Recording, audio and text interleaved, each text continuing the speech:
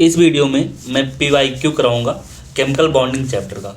हमारा जो periodic table था उसका मैं PYQ करा दिया हूँ, अब कराने जा रहा हूँ केमिकल बॉन्डिंग का। ठीक है यार, चैप्टर का PYQ करने से पहले तुम उस चैप्टर को अच्छे से तैयार कर लेना। ठीक है, अब कहाँ से तैयार करोगे, या तो तुम जहाँ से पढ़ रहे हो वहाँ से तैयार कर लो, या मैं जो खुद कराया हूँ 85 इंपॉर्टेंट टॉपिक उतना कर लोगे तो सफिशियंट है। और मैं वीडियो डाल दिया हूँ 85 इंपॉर्टेंट टॉपिक, कौन सा इंपॉर्टेंट टॉपिक्स है। ठीक है, उसको देख लो कौन सा इंपॉर्टेंट टॉपिक है, उसको अच्छे से तैयार करो। अगर तुम्हारे पास टाइम बचता है तो फिर तुम दूसरे टॉपिक्स पे पढ़ सकते हो। ठीक है, और इसके अगर जो लेक्चर्स हैं वो भी मेरे यूट्यूब चैनल पे ही है और सब फ्री है, तो तुम जाके वहाँ से पढ़ सकते हो। ठीक है, उसको कोई भी चैप्टर हो उसको अच्छे से तैयार करने के बाद ही, ठीक है, फिर उस चैप्टर का PYQ करो। ठीक है, और PYQ सफिशियंट होता है, PYQ कर लो, NCERT का इंटेक्स के क्वेश्चन कर लो। ठीक है, और NCERT से तैयार कर लो, इतना सफिशियंट है तुम्हारे लिए। ओके, चलो यार शुरू करते हैं। और ये हमारा टेलीग्राम चैनल है, मेडिको RN PGI करके है। ठीक है, और वहीं पे सब PDF मिलता है तुमको, जो मैं 85 इंपॉर्टेंट टॉपिक कराया हूँ उसके भी PDF वहीं पे हैं। जो भी PYQ के PDF होते हैं मैं उसी टेलीग्राम चैनल पे डालता हूँ। तो चलो शुरू करते हैं। जो चैप्टर का नाम है chemical bonding and molecular structure. पहला हमारा जो क्वेश्चन है, क्वेश्चन क्या है कि in phosphate ion the formal charge on each oxygen atom and PO bond order respectively. तो क्या क्या हमसे पूछा है, देखो हमसे पूछा है कि फॉर्मल चार्ज क्या होगा ईच ऑक्सीजन एटम पे, एंड बॉन्ड ऑर्डर पूछा है PO का। ठीक है, तो देखो फॉर्मल चार्ज का दो फार्मूला होता है, एक एवरेज फॉर्मल चार्ज होता है, तो ध्यान से देखना, एवरेज फॉर्मल चार्ज बोले या फॉर्मल चार्ज बोले तो अलग फार्मूला लगता है। ये बोल रहा है कि formal charge on an atom in a Lewis structure, अगर किसी एक एटम पे पूछ रहा है तो इस फार्मूले से फॉर्मल चार्ज का वैल्यू बताते हैं। ठीक है, लेकिन ऐसे बोल दिया एवरेज फॉर्मल चार्ज या केवल फॉर्मल चार्ज, तो किस फार्मूले से निकालते हैं हम लोग, इस वाले फार्मूले से लगाएंगे। ठीक है, तो फार्मूला क्या है कि average formal charge is equal to total charge on side atom upon total number of side atom. ठीक है, अब देखो कैसे लगाएंगे इसको।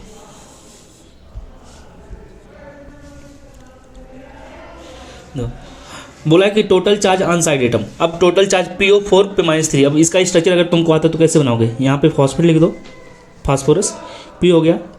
ओके, डबल बॉन्ड O लगा दो,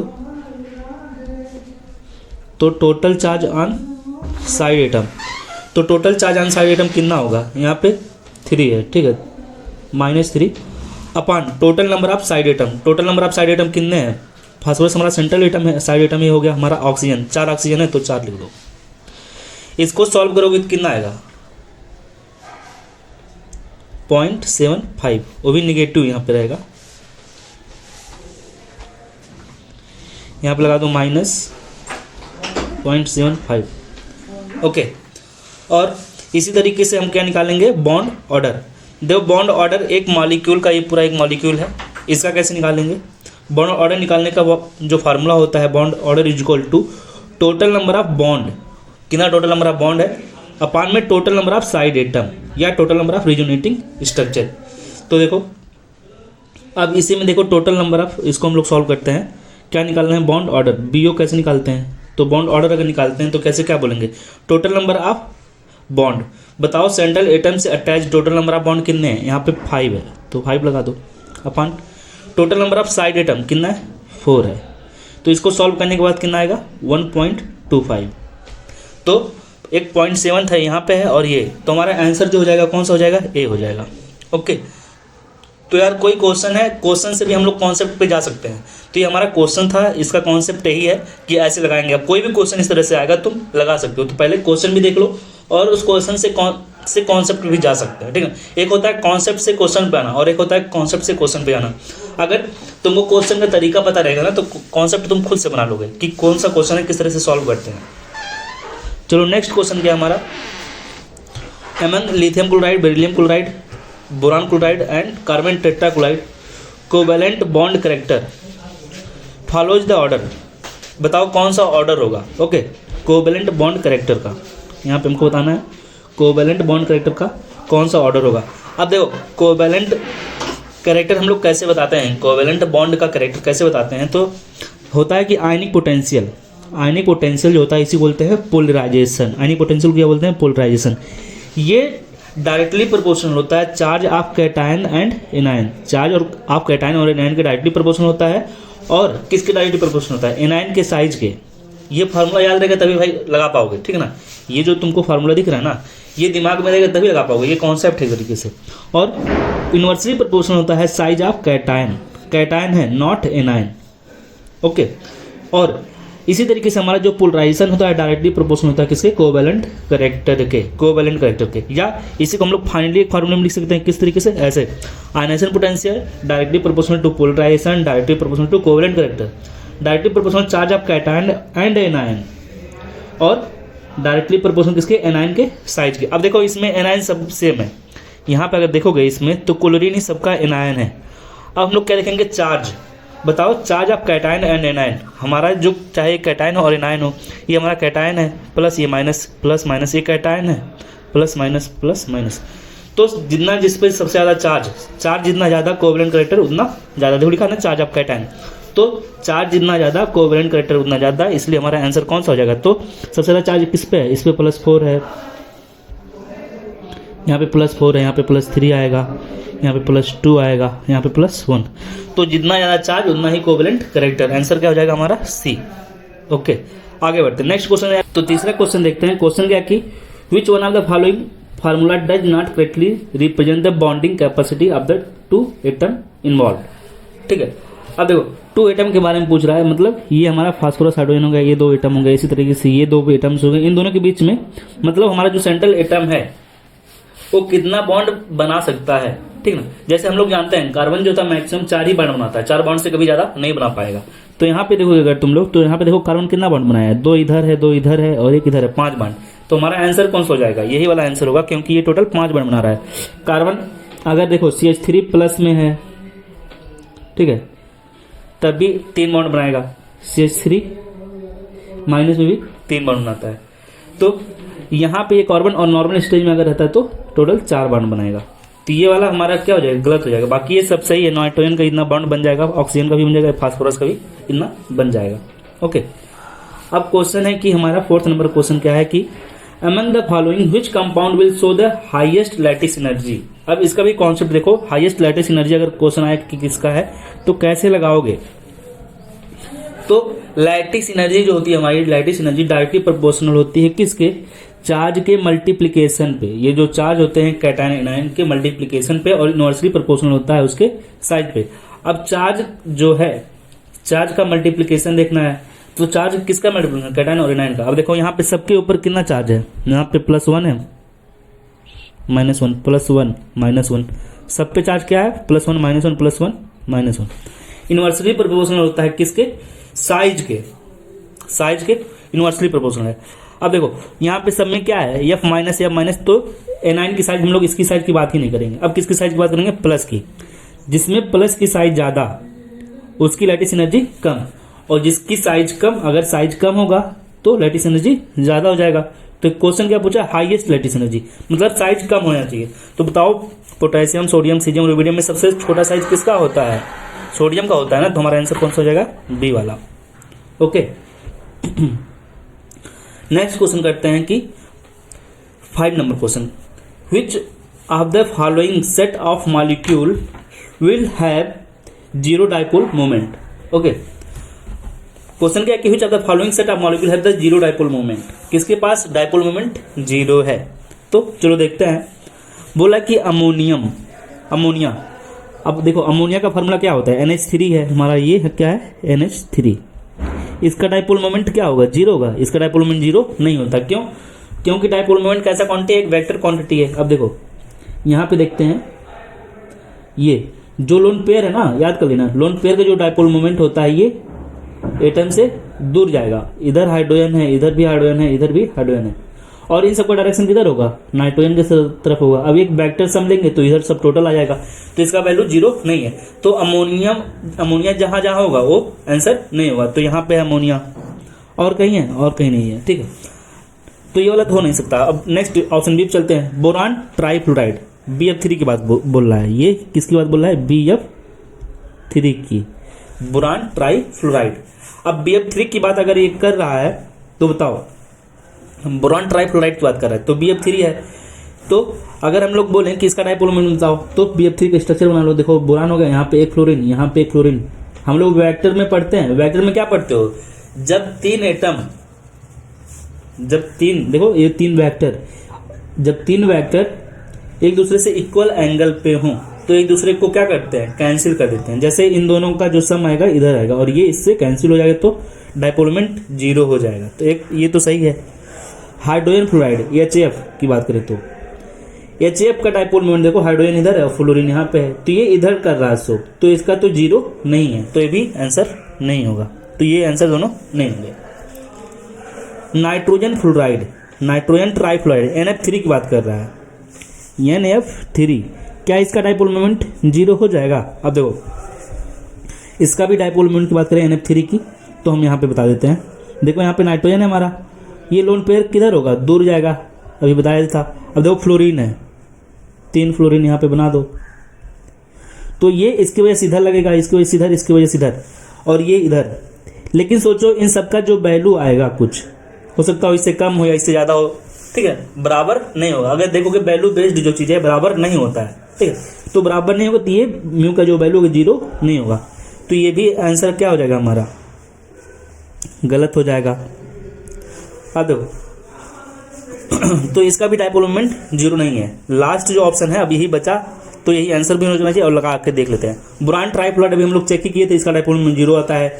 और बेरिलियम डाइफ्लोराइड BeF2 की बात कर रहा है। बेरिलियम डाइफ्लोराइड देखो BeF2 की बात करें तो कैसे करोगे, यहाँ पे स्ट्रक्चर बनाते हैं। देखो बोरान हो गया, एक फ्लोरीन इधर हो गया, एक फ्लोरीन इधर हो गया, ये इधर खींच रहा है, ये इधर खींच रहा है, तो डायपोल मोमेंट क्या हो जाएगा, 0 हो जाएगा। तो इसका भी 0 होता है, ठीक है।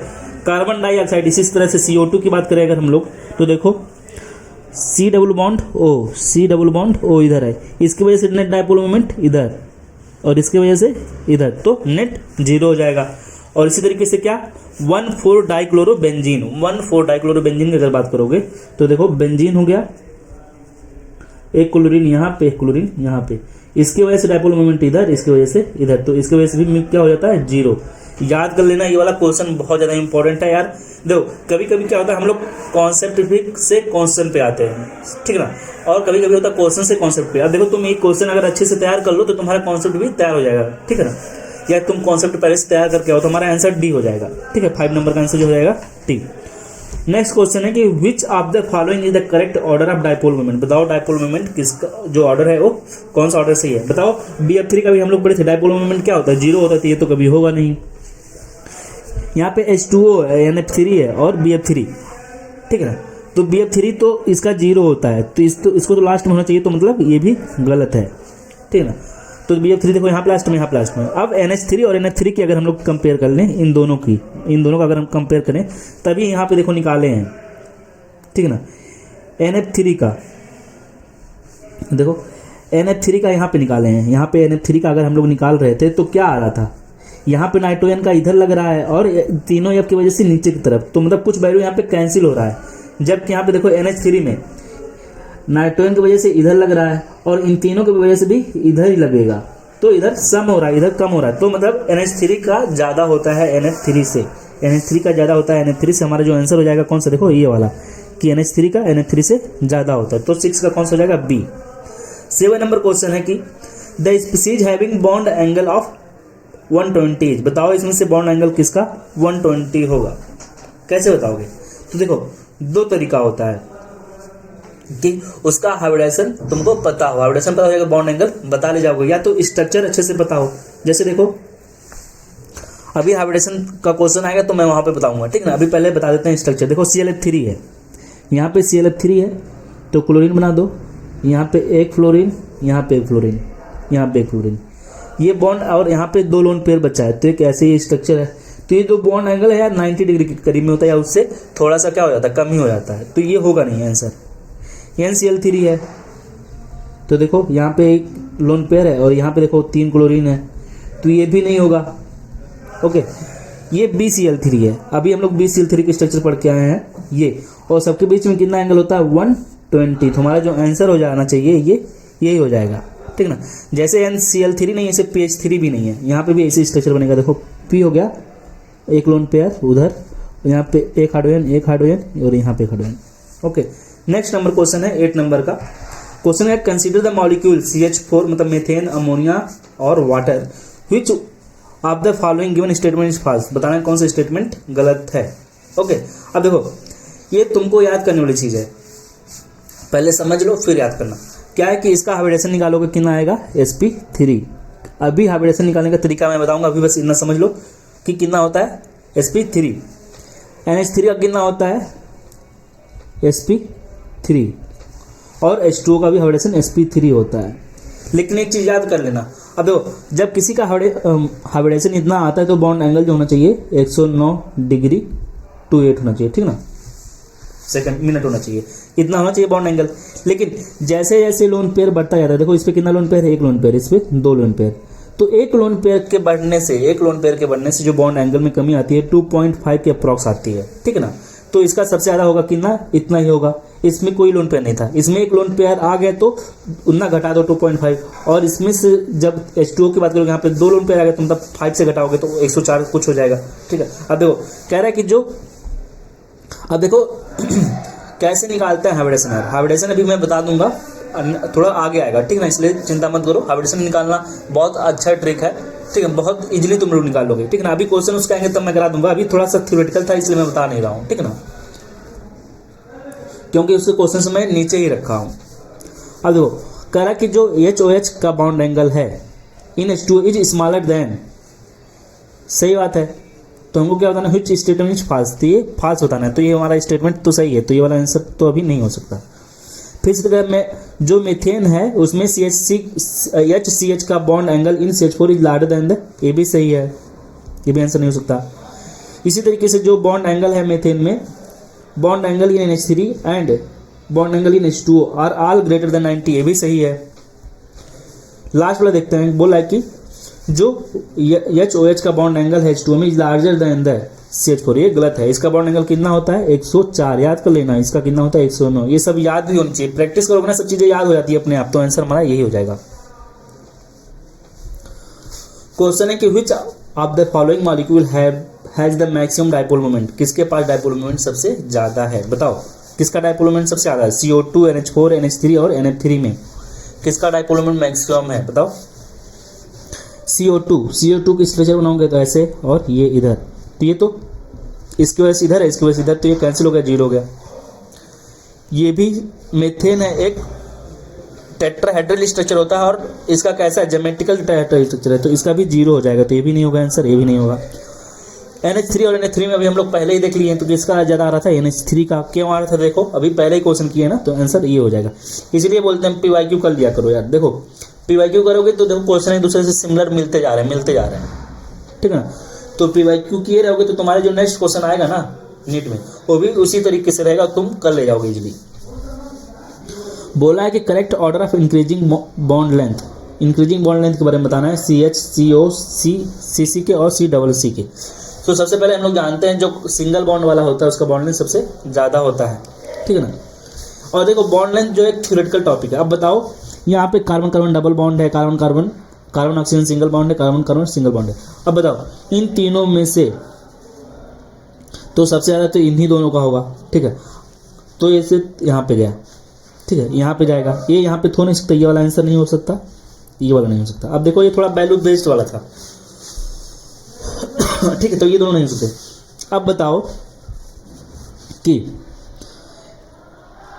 कौन सा हो सकता है। अब इन दोनों में चेक करते हैं और इसमें बताओ कौन सा होगा पहले, इन दोनों में से किसका ज़्यादा होगा।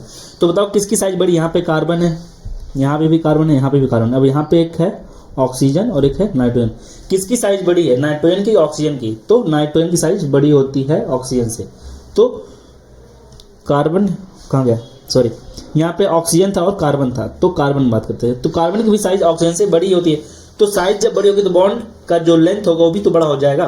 तो कार्बन कार्बन का बॉन्ड लेंथ इससे बड़ा है, तो ये वाला देखो, ठीक है ना। यहाँ पे उल्टा हो गया, यहाँ पे CO का कह रहा बॉन्ड है, तो ये भी नहीं हो सकता, तो आंसर कौन सा हो जाएगा, ये वाला। अब याद कर लेना, क्या याद करोगे कि जो कार्बन और हाइड्रोजन का जो बॉन्ड लेंथ है वो कम होता है कार्बन कार्बन के सिंगल बॉन्ड से भी, ठीक है ना, वैल्यू बेस्ड है, तो इसको थोड़ा ध्यान रखना, ठीक है ना भाई।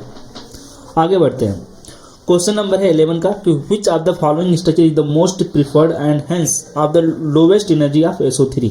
बताओ कौन सा है जो मोस्ट प्रिफर्ड किया जाता है और किसकी एनर्जी लोवेस्ट एनर्जी है। देखो जो स्ट्रक्चर सबसे ज़्यादा स्टेबल होगा, जो जितना ज़्यादा स्टेबल होता है उसकी एनर्जी उतनी ही क्या होती है, लोवेस्ट होती है। तो कौन सा स्ट्रक्चर सबसे बेस्ट है, हमारा सबसे अच्छा स्ट्रक्चर कौन सा बेस्ट है, ये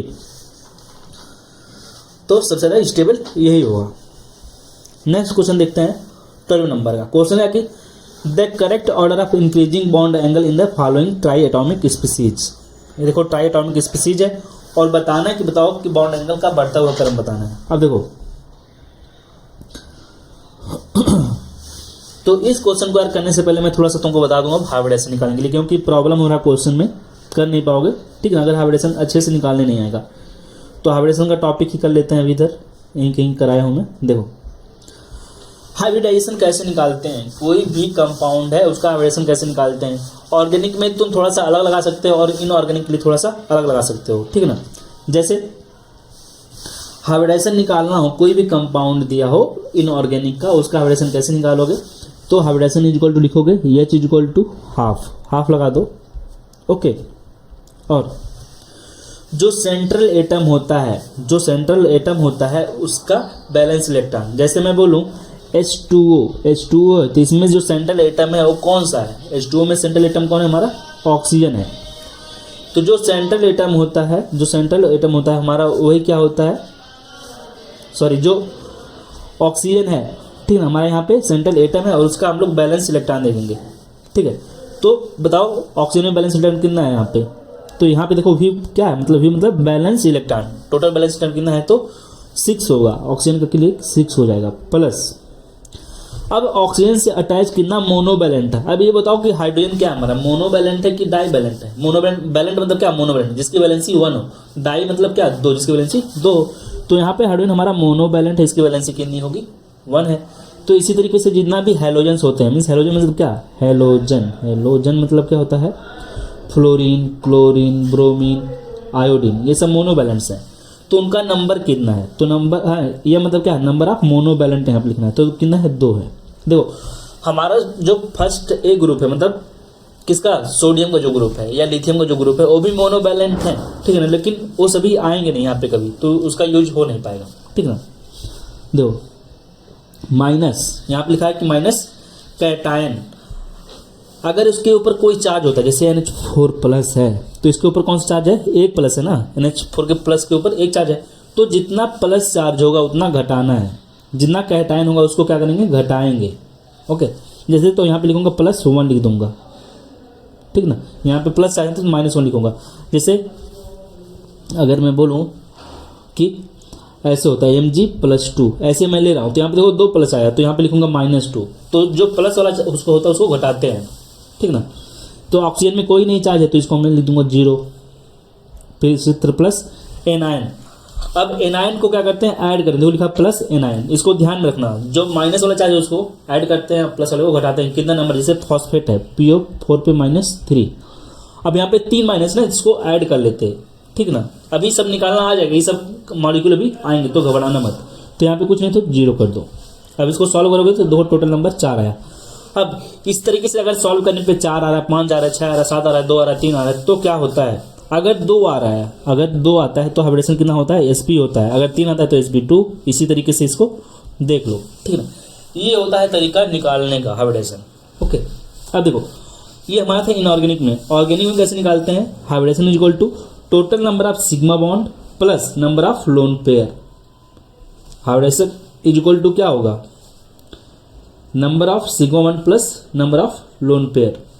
अब देखो ये भी तरीका होता है एक हाइब्रिडेशन निकालने का, ठीक है।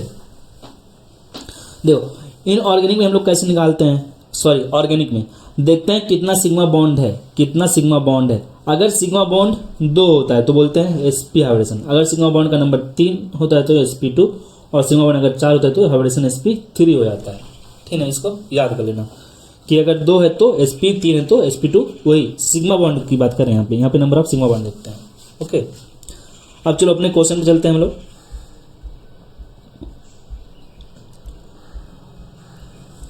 हाँ क्वेश्चन हमारा था 12 नंबर का, बताना है कि bond angle in the following. तो सबसे पहले हम लोग निकाल लेते हैं हाइब्रिडेशन। तो हाइब्रिडेशन कैसे निकालते हैं, इसका NO2 माइनस का हाइब्रिडेशन बताओ कितना आएगा। अब देखो नाइट्रोजन का बैलेंस लेंथ कितना है, पहले हाफ लिख दो, NO2 को निकाल लें इसका, यहाँ पे हाफ कर दिए। नाइट्रोजन का बैलेंस लेंथ कितना 5 प्लस कोई मोनोवैलेंट है ऑक्सीजन तो क्या है डाइवैलेंट, इसलिए 0 हो जाएगा, प्लस सॉरी माइनस, यहाँ पे कोई प्लस आ जाए नहीं है तो इसलिए 0 हो गया, प्लस कितना माइनस आ जाए 1 है तो जोड़ लो, तो 5 1 6 हो गया, 6 को 2 से डिवाइड करेंगे 3 आ रहा है, 3 मतलब क्या हाइब्रिडेशन कितना हो जाएगा sp2 हो जाएगा।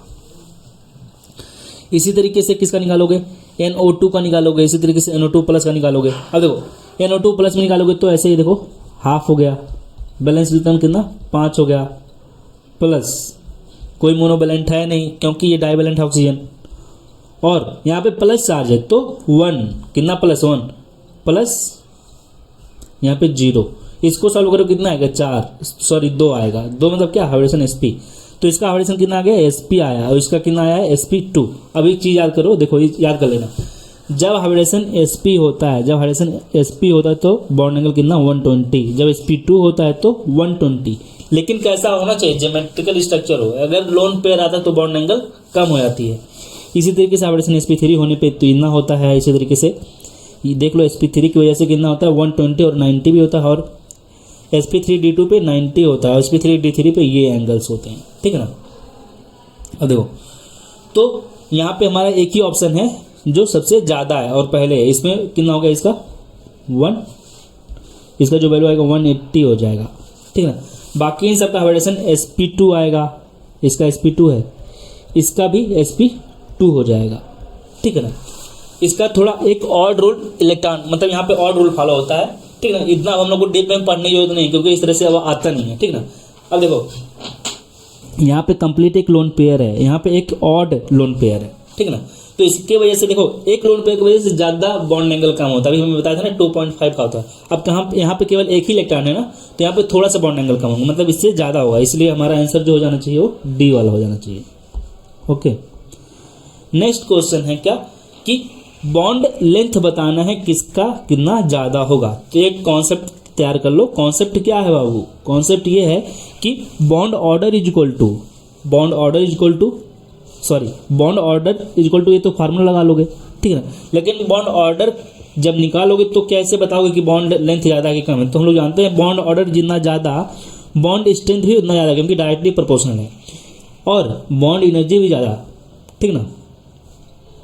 बॉन्ड लेंथ के इनवर्सली प्रोपोर्शनल होता है। अगर बॉन्ड ऑर्डर ज़्यादा तो बॉन्ड लेंथ कम हो जाता है, बॉन्ड ऑर्डर ज़्यादा तो बॉन्ड लेंथ कम। तो इन सबका निकालोगे, सबका अगर निकालोगे तो कैसे निकालोगे। अब देखो CO2 है, CO2 का बॉन्ड ऑर्डर चलो निकालो। तो कार्बन हो गया, ऐसे स्ट्रक्चर बना लो, कार्बन डबल बॉन्ड हो गया। अब यहाँ पे निकालोगे टोटल नंबर ऑफ बॉन्ड कितना है 4 है, सारे आइटम तो इसका 2 आ जाएगा। इसी तरीके से CO3 -2 का निकालोगे, यहाँ पे देखो CO का, इसका जो बॉन्ड आता है कितना आएगा 3 आ जाएगा। इसका अभी हम लोग अलग तरीका पढ़ेंगे निकालने का, ठीक है।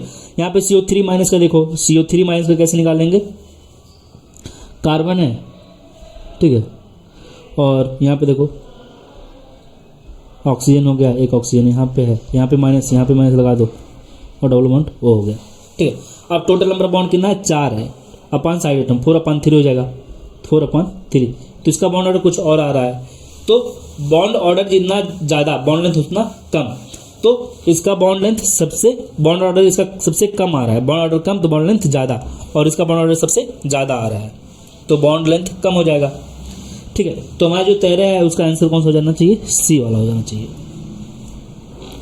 14 नंबर का क्वेश्चन जो दिया है यहाँ पे दे दिया है और रीजन भी पूछा है। अभी हम लोग पढ़ के आए हैं ना कि NH3 का जो डाइपोल मोमेंट होता है वो NH3 से ज़्यादा होता है, और देखो वैल्यू भी दिया है कि कितना NH3 का इतना होता है और NH3 का कितना होता है 0.2 होता है, ठीक है। ऐसा क्यों होता है, क्योंकि NH3 में जो एटॉमिक डाइपोल होती है, एटम की डाइपोल और बॉन्ड की डाइपोल, वो क्या होते हैं अपोजिट डायरेक्शन में होते हैं, whereas NH3 there is in same direction. गलत है ना।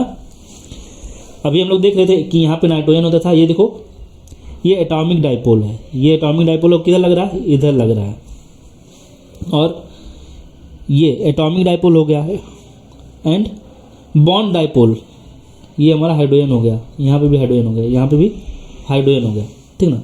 ये बॉन्ड का डाइपोल, तो इन सब का क्या है, सभी सेम डायरेक्शन में लग रहे हैं। इन NH3 एटॉमिक डाइपोल, देखो इन लिखा है कि in NH3 as well as NH3 atomic dipole and bond dipole same direction में होते हैं, ये भी गलत है, ये भी गलत है।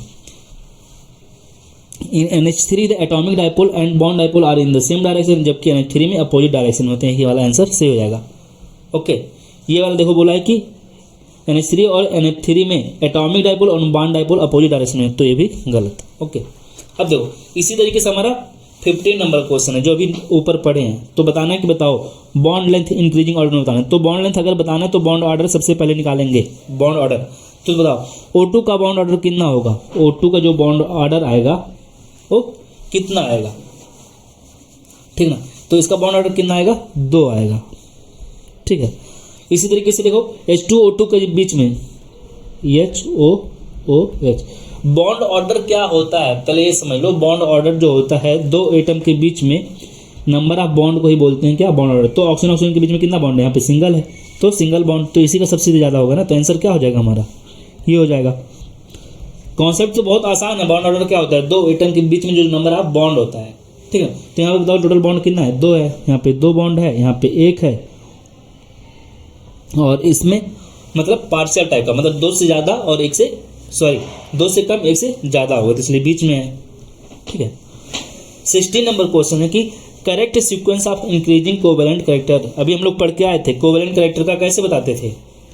सब में देखो चार्ज सेम, चार्ज सेम क्या है हमारा, एनायन ही तो है, सब में एनायन, तो एनायन की साइज से कोई मतलब नहीं रह गया। अब कैटायन और एनायन का चार्ज देखते हैं, कैटायन एनायन का चार्ज। अब बताओ यहाँ पे इसके बेरिलियम में +2 है और यहाँ पे -2 है, इसके चार्ज यहाँ पे +1 है, तो इन सबका तो सेम ही है, ठीक ना। यहाँ पे चार्ज सेम है, लेकिन सबसे पहले कैटायन एनायन का साइज देखें तो इन दोनों में और इसके में और इसके में, इसी तरीके से इसके में और इसके में, बताओ कि चार्ज किसके पास ज़्यादा है, चार्ज तो इसी के पास ज़्यादा है। तो ये हमारा ये या तो ये से हो गया तो ये। अब हमको देखना है इसके बीच में, तो ये दोनों के सेम है, ये दोनों का सेम है, ठीक ना, और चार्ज भी सेम है। तो अब साइज ऑफ कैटायन देखते हैं, साइज ऑफ कैटायन। अगर साइज ऑफ कैटायन ज़्यादा, अगर साइज ऑफ कैटायन ज़्यादा होगा तो कोवेलेंट कैरेक्टर कम हो जाएगा। साइज ऑफ, अगर देखो कैटायन ज़्यादा होगा तो कोवेलेंट कैरेक्टर कम नहीं हो जाएगा। देखो साइज ऑफ कैटायन कहाँ है, साइज ऑफ कैटायन अगर ज़्यादा होगा तो कोवेलेंट कैरेक्टर कम, तो साइज ऑफ एनायन अगर, साइज ऑफ कैटायन अगर कम होगा तो कोवेलेंट कैरेक्टर ज़्यादा हो जाएगा। तो देखो इस वाले में लिथियम क्लोराइड, लिथियम की साइज क्या है, कम है, तो कोवेलेंट कैरेक्टर ज़्यादा हो जाएगा। तो 16 का हमारा जो आंसर हो जाना चाहिए, कौन सा हो जाना चाहिए, सी हो जाना चाहिए, ठीक है। 17 नंबर क्वेश्चन देखो कि which of the following would have the permanent dipole moment, किसके पास परमानेंट डाइपोल मोमेंट होगा, ठीक है। अब बताओ विच of the following would have a permanent dipole moment, किसके पास एक परमानेंट है। तो BF3 इसका जो डाइपोल मोमेंट होगा, इसका स्ट्रक्चर देखो,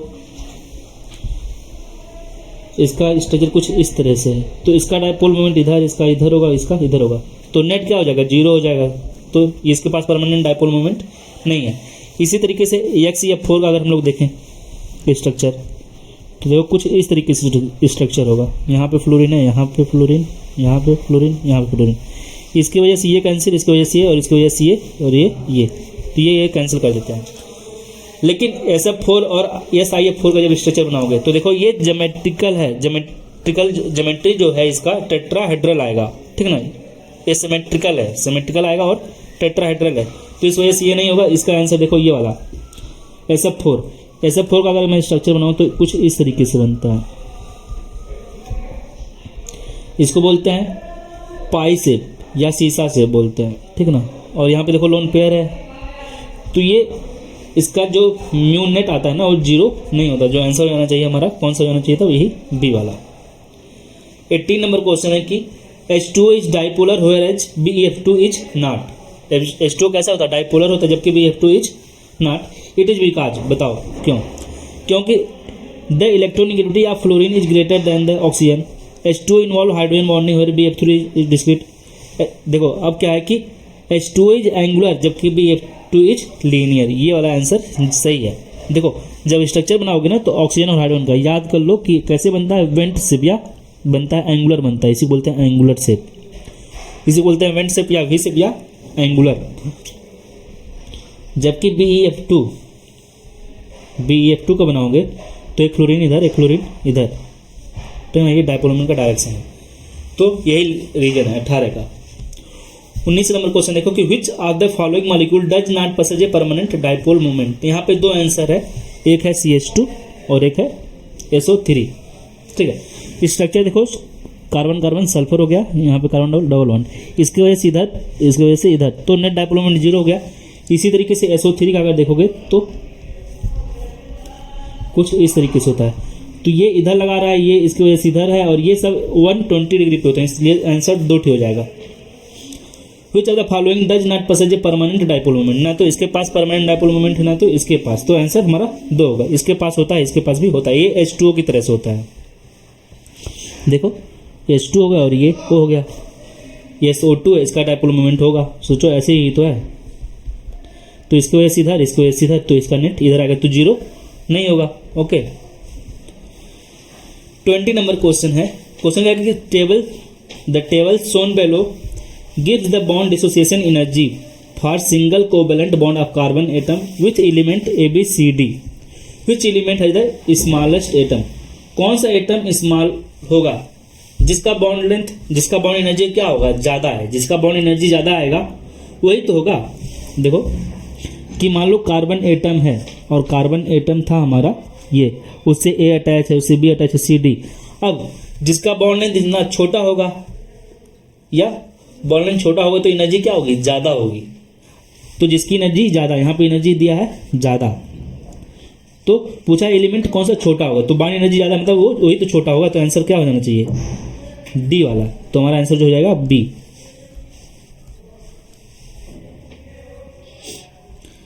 strongest bond is in the between. बताओ कौन सा स्ट्रॉन्गेस्ट बॉन्ड होगा। एक चीज याद करना, जितना ज़्यादा कंपाउंड आयनिक होगा उतना ही ज़्यादा बॉन्ड स्ट्रॉन्गेस्ट होगा। तो CSF में सीजम फ्लोराइड और सोडियम क्लोराइड में बताओ कि कौन सा बॉन्ड स्ट्रॉन्गेस्ट होगा। तो हम लोग जानते हैं कि आयनिक करेक्टर जो होती है, आयनिक करेक्टर जो होता है चार्ज ऑफ कैटायन और एनायन के इनवर्सली प्रोपोर्शनल होता है और साइज ऑफ कैटायन के डायरेक्टली प्रोपोर्शनल होता है। अब देखो यहाँ पे चार्ज सबका सेम है, +1 -1 +1 -1, चार्ज से कोई मतलब नहीं है तो चार्ज को काट दो।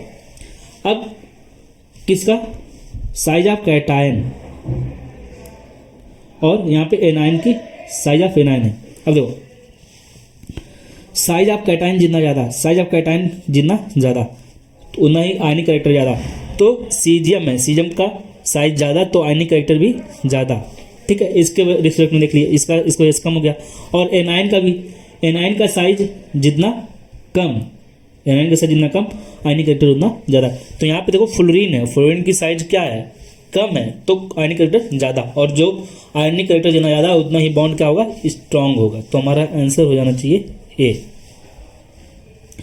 22 नंबर क्वेश्चन है कि which of the following bond will be the most polar. बताओ कौन सा बॉन्ड मोस्ट पोलर होगा।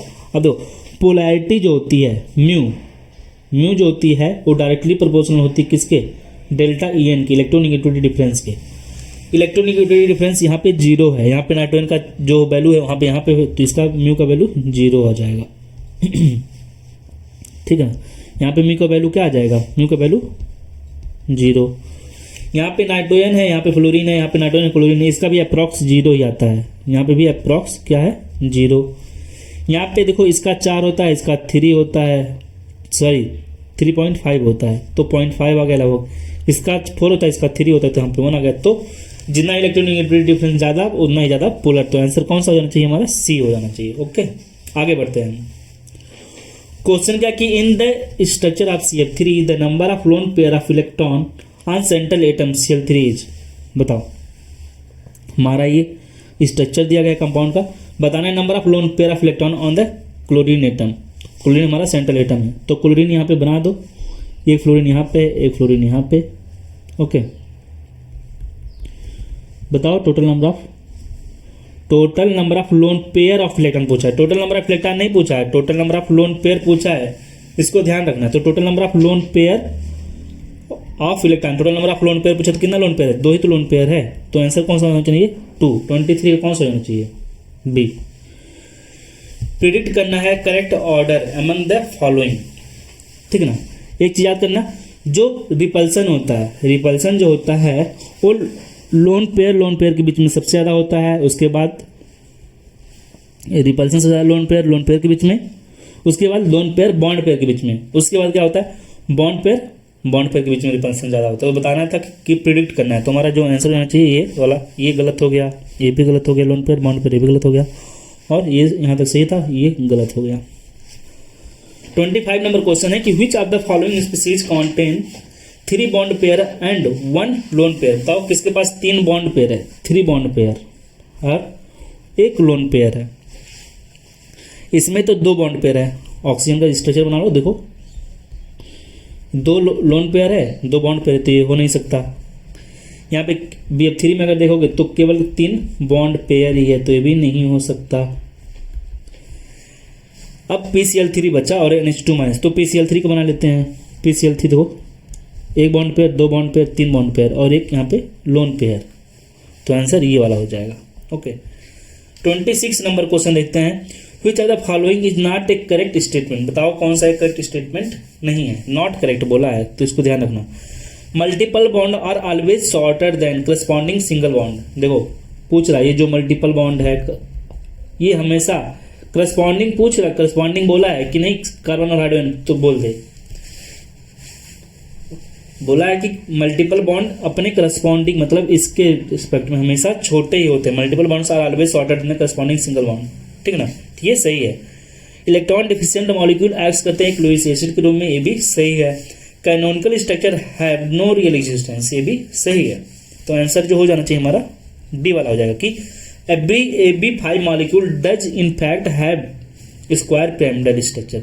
केवल उसके पास स्क्वायर पिरामिडल नहीं होता है, और कौन कौन से स्ट्रक्चर होते हैं, प्लानर, पेंटागोनल भी होता है और ट्राइगोनल बाई पिरामिडल भी होता है, ठीक है ना। 27 नंबर क्वेश्चन है कि which of the following is not iso structure with SiCl4।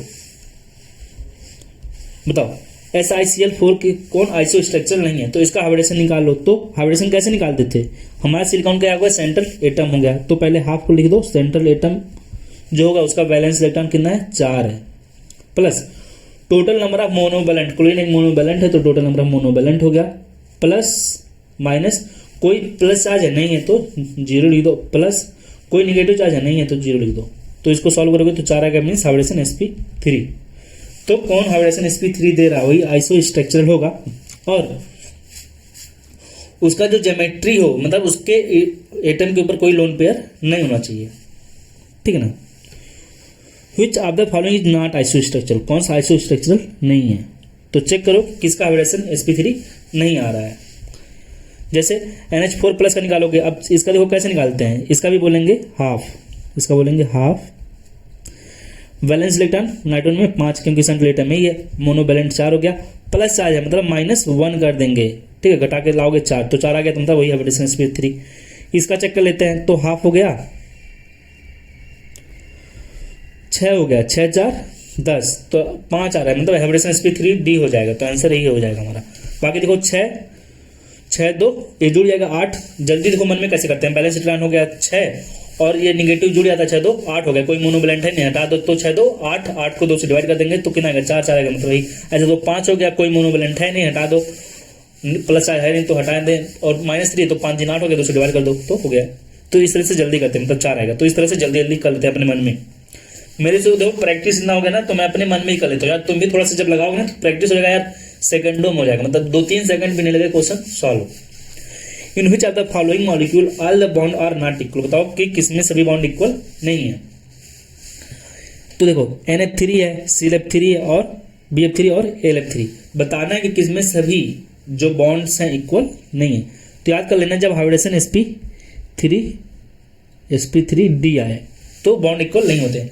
जैसे इसका स्ट्रक्चर बना लेते हैं यार, देखो नॉर्मली N है, एक F यहाँ पे गया, एक F यहाँ पे गया, ठीक है ना, एक यहाँ पे एक लोन पेयर है ठीक है, इसके सभी बॉन्ड इक्वल होंगे, ठीक है ना। बी एफ थ्री का भी ऐसे ही बन जाएगा। देखो बी हो गया, एक एफ यहाँ पे, एक एफ यहाँ पे, एक एफ यहाँ पे। एल्युमिनियम का भी ऐसे ही बन जाएगा, ठीक ना। लेकिन लेकिन लेकिन सी एल एफ थ्री का देखो, सी एल एफ थ्री का हाइब्रिडेशन क्या आएगा। देखो बोला था ना कि जब हाइब्रिडेशन sp3d हो तो सभी बॉन्ड इक्वल नहीं होते हैं। कैसे? देखो सी एल एफ थ्री का जो सी एल है उसका लोन बैलेंस इलेक्ट्रॉन कितना होगा, 7 हो गया, plus total number of monovalent 3, कोई चार्ज है नहीं तो हटा दो, इसको डिवाइड करोगे तो 5 मतलब क्या हाइब्रिडेशन यही होगा, तो आंसर बी हो जाएगा। विच of the following molecule has trigonal planar geometry. कौन सा मॉलिक्यूल है जिसके पास ट्राइगोनल प्लेनर ज्योमेट्री है? तो ट्राइगोनल प्लेनर ज्योमेट्री जब हाइब्रिडेशन sp2 होता है, ये सब अगर थ्योरी यार पढ़ के आओगे ना तब जल्दी जल्दी होगा। इसलिए मैं बोलता हूँ या तो मेरे 85 इंपॉर्टेंट टॉपिक तुम कर लो, या जहां से भी तुम पढ़ रहे हो उसको अच्छे से पढ़ के आओ तब लगाओ, ठीक है ना, तो तुम इजीली कर ले जाओगे। तो हाइब्रिडेशन किसका sp2 होगा? देखो इसका आएगा 3 3 6 को 2 से डिवाइड करोगे तो 3 आएगा, तो यही हमारा आंसर होगा। इसका देखो 5 3 8 हो जाएगा, तो हाइब्रिडेशन का क्या आएगा, sp3 आ जाएगा। इसका देखो 5 3 8 हो जाएगा, sp3 हो जाएगा। इसका देखो 7 3 10, sp3d हो जाएगा। ये देखो सेकंड में हो रहा है, इसलिए बोल रहे हैं प्रैक्टिस करोगे तुरंत हो जाएगा, ठीक है ना भाई। आगे देखते हैं। In a regular octahedral molecule mx6 the number of x m x bond at 180, बताओ कितना जो है जो बॉन्ड है 180 पे होगा x m x टाइप का। तो देखो इसका स्ट्रक्चर बना लो, m हो गया, यहाँ पर हमारा x है, यहाँ पे एक x है, यहाँ पे x है, एक x यहाँ पे है, ये यहाँ पे एक, यहाँ पे। समझ रहे हो किस तरीके से है? अब देखो यहाँ पे जैसे ये m है, यहाँ पे मान लो कि ये हमारा ये उंगली, ये हमारा m है, एक नीचे m है, तो देखो ये हो गया, ठीक है ना। और ठीक ना, इसको देखना, ये हमारी दोनों उंगलियां m है ऐसे, सॉरी देखो ये हो गया। इसी तरीके से ये है, अब देखो ऐसे आगे एक पीछे, ठीक ना। अब देखो इसके ऊपर नीचे हो गए, इसके आगे पीछे हो गए, और इसके इधर उधर हो गए, तो एक 180 इधर, ऐसे ही इसके इस पेन के देखो, इस पेन के इधर भी एक पेन है तो 180 यहाँ पे, और इस पेन के जो तुम्हारे सामने है इसके पीछे 180, तो 3 180 बनता है भाई, 3 180 बनता है, ठीक ना। तो 3 हो जाएगा हमारा यहाँ पे आंसर। ओके 31 देखो, in BRF3 molecule the lone pair occupy equatorial position to minimise, ठीक ना। बताना है BF3 मॉलिक्यूल में जो लोन पेयर होता है ऑक्यूपाई करता है इक्वाटोरियल पोजीशन टू मिनिमाइज। अब देखो BF3 का स्ट्रक्चर कैसे बनता है, यहाँ पे बोरान बना दो, यहाँ पे एक फ्लोरीन, यहाँ पे एक फ्लोरीन। तो देखो यहाँ पे जो लोन पेयर्स हैं उसको हम लोग कहाँ पे रखते हैं, इक्वाटोरियल पोजीशन, इसको बोलते हैं एक्जियल इसको हम लोग बोलते हैं एक्जियल पोजीशन, ये वाला पोजीशन और ये वाला जो पोजीशन है इक्वाटोरियल बोलते हैं। तो बोल रहा है कि BF3 में जो लोन पेयर होते हैं इसको हम लोग कहाँ पे रखते हैं, इक्वाटोरियल पोजीशन पे रखते हैं। क्यों रखते हैं, to minimise lone pair repulsion, ये जो लोन पेयर के बीच में रिपल्सन है इसको कम करने के लिए करते हैं। ओके इसी तरीके से 32 नंबर क्वेश्चन है कि इन NO3 ion the number of bond pair and lone pair of electron on nitrogen atom. अब इसका स्ट्रक्चर बना लेते हैं, नाइट्रोजन हो गया हमारा, और देखो ठीक है ना, यहाँ पे नाइट्रोजन हो गया, ऑक्सीजन, यहाँ पे ऑक्सीजन है, ठीक। तो बताना है total number of bond pair and lone pair, ठीक है, total number of bond pair और लोन पेयर बताना है। तो बताओ इसके पास कोई लोन पेयर है, इसके पास कोई लोन पेयर है 32 नंबर का, इसके पास कोई लोन पेयर नहीं है, ठीक है ना। अब देखो बॉन्ड पेयर कितना हो गया 4, लोन पेयर कितना 0, तो 32 का कौन सा हो जाएगा, डी वाला हो जाएगा। In which of the following bond angle is maximum, बताना है कि किसमें बॉन्ड एंगल सबसे ज्यादा हो, किसमें बॉन्ड एंगल मैक्सिमम है। ओके तो देखो NH3 है, NH3 का हाइब्रिडेशन कितना आएगा, अभी हम लोग जानते हैं sp3 आता है, लेकिन इसके ऊपर एक लोन पेयर है। इसी तरीके से इसका भी हाइब्रिडेशन sp3 है, इसके ऊपर एक लोन पेयर नहीं है, इसके पास एक लोन पेयर है, और 5 3 8 इसका भी हाइब्रिडेशन कितना आएगा, वही आएगा sp3, लेकिन एक लोन पेयर है। इसका देखो 6 2 8 हाइब्रिडेशन sp2 3, और लोन पेयर कितना है, इसके पास 2 लोन पेयर है, इसके पास कितना है 2 लोन पेयर है, ठीक है ना। तो अब बताओ, जिसके पास कोई लोन पेयर नहीं होगा और हाइब्रिडेशन sp3 होगा तो उसका बॉन्ड एंगल तो वही होगा। बाकी इन सबके पास, जैसे ये वाला था, ये इसका इससे कम हो जाएगा थोड़ा सा, इसका उससे भी कम, इसका उससे भी, सबसे कम इसका है। तो मैक्सिमम बॉन्ड एंगल कौन का हो जाएगा हमारा 33 का, बी वाला आंसर हो जाएगा। ओके 34 देखो, the BCl3 is a planar molecule whereas NCl3 is a pyramidal. BCl3 is planar molecule, जबकि NCl3 क्यों है? क्योंकि BCl3 के पास कोई भी लोन पेयर नहीं है, इसके पास कोई लोन पेयर नहीं है, जबकि इसके पास एक लोन पेयर है। No lone pair but NCl3। देखो current nitrogen atom is smaller than boron. बताओ नाइट्रोजन बोरॉन से छोटा है, ये बात तो सही है, लेकिन ये रीजन सही नहीं है। बात सही है कि नाइट्रोजन छोटा होता है, लेकिन रीजन सही नहीं है। रीजन यही सही कि उसके पास लोन पेयर नहीं है, इसके पास लोन पेयर है। 35 नंबर क्वेश्चन देखो कि in compound X all the bond angle are exactly 109 degree 28 minute. X is, बताओ कौन है जिसमें सभी बॉन्ड एंगल इतने पे हैं। अब देखो सबका फार्मूला देखो, क्लोरोमीथेन। क्लोरोमीथेन का फार्मूला क्या होता है? CH3Cl होता है, CCl4 होता है, CCl4। इसका देखो CHI3 CHCl3, ठीक ना। ये हमारा क्लोरोफॉर्म हो गया, आइडोफॉर्म हो गया, हमारा कार्बन टेट्राक्लोराइड हो गया, और ये हमारा हो गया क्लोरोमीथेन। सबका हाइब्रिडेशन क्या ही है? हाइब्रिडेशन सबका क्या है? sp3। चारों का हाइब्रिडेशन यही है, लेकिन बॉन्ड एंगल इसमें कम हो जाता है, क्योंकि यहाँ पे आप देखो जो साइड एटम्स हैं डिफरेंट टाइप के हो जाते हैं, और यहाँ पे सेम टाइप का है, तो बॉन्ड एंगल इसी का सेम रहेगा। बैलेंस बॉन्ड थ्योरी का कॉन्सेप्ट शुरू हो गया, और हमारा जो क्वेश्चन नंबर है वो 36 है। क्वेश्चन क्या है कि which of the following species contain equal number of sigma and pi bond. बताना है किसमें सिग्मा और पाई बॉन्ड इक्वल हैं। तो सबका स्ट्रक्चर देख लो कि इसका स्ट्रक्चर क्या होता है। CN2 का स्ट्रक्चर कुछ तरह से ऐसे, CN का होल टॉयज का, सॉरी CN का होल टॉयज का स्ट्रक्चर कुछ इस तरीके से। तो सिग्मा और पाई तो हम लोग काउंट कर लेते हैं। अगर सिंगल होता है कोई बॉन्ड, अगर सिंगल है तो इसमें क्या है, केवल वो सिग्मा होता है। ये सिंगल है तो ये क्या हो जाएगा? सिग्मा। अब यहाँ पे सिग्मा और पाई है, ठीक ना, यहाँ पे सिग्मा और पाई है। जो डबल होता तो एक सिग्मा और यहाँ पे एक पाई हो जाता, ठीक है। अब बताओ यहाँ पे क्या हो गया? यहाँ पे एक सिग्मा 2 पाई हो गया, ठीक है। एक सिग्मा 2 पाई हो जाएगा, बीच वाला सिग्मा मतलब कोई भी एक सिग्मा और 2 पाई हो जाएगा, ठीक है ना। तो टोटल काउंट कर लो, 4 पाई हो गया, 3 सिग्मा हो गया। इसी तरीके से इसमें काउंट कर लो, इस तरह से इसमें, और इसमें देखो बराबर है, तो आंसर हो जाना चाहिए हमारा ये डी वाला। 37 नंबर क्वेश्चन है कि which one of the following molecule contain no pi. किसमें कोई पाई नहीं है। तो सबका स्ट्रक्चर बनाओगे तो H2O आएगा ऐसा। देखो इसमें हाइड्रोजन है और ऑक्सीजन है, और ये मैं आंसर बता दिया। बाकी सब में बनाओगे तो पाई आएगा, जैसे SO2 है ना, तो डबल बॉन्ड O हो गया। NO2 का देखो इसके पास भी क्या हो गया, एक पाई है। इसी तरीके से CO2 है, तो इसका देखो, तो आंसर क्या हो जाना चाहिए हमारा डी। 38 नंबर क्वेश्चन है कि which one of the following statement is not correct for sigma and pi bond between 2 carbon atom.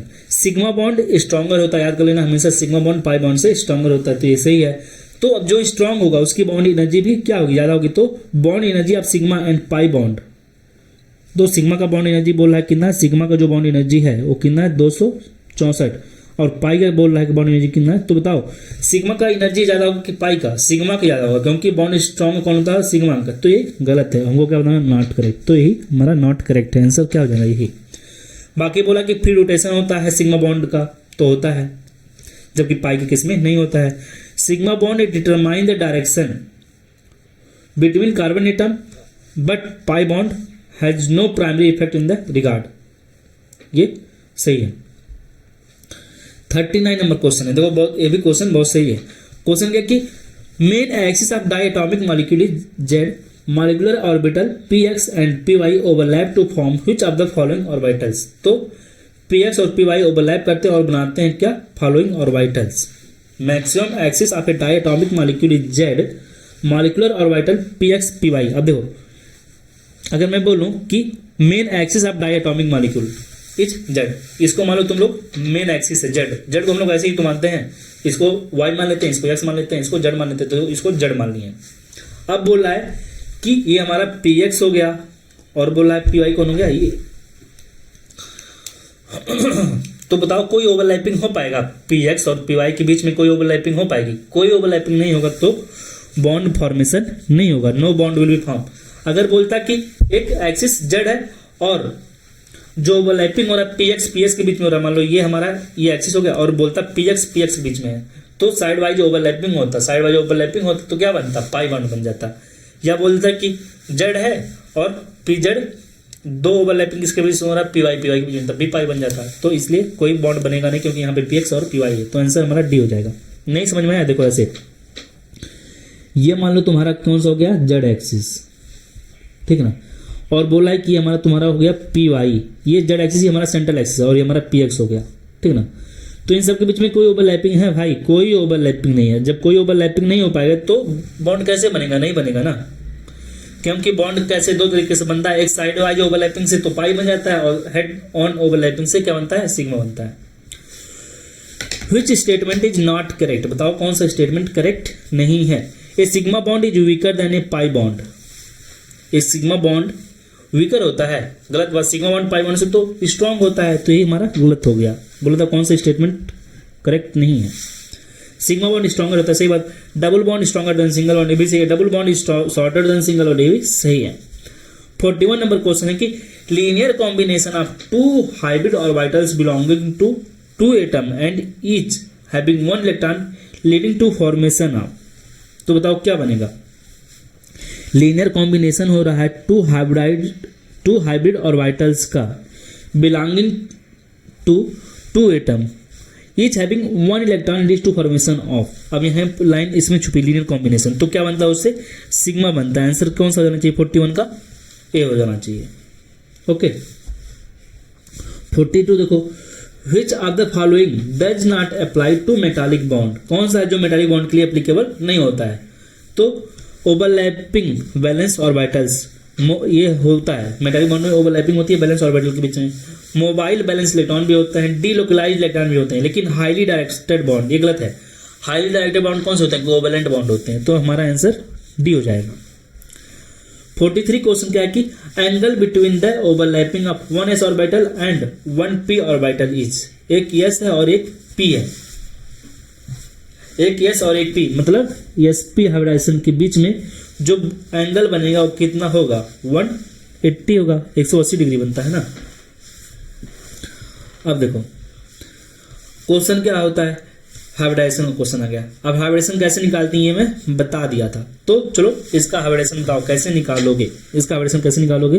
Question क्या कि बताना है कि which of the following pair of compound is iso electronic and iso structural. Iso structural मतलब याद कर लेना भाई, जिसमें हाइब्रिडाइजेशन क्या हो?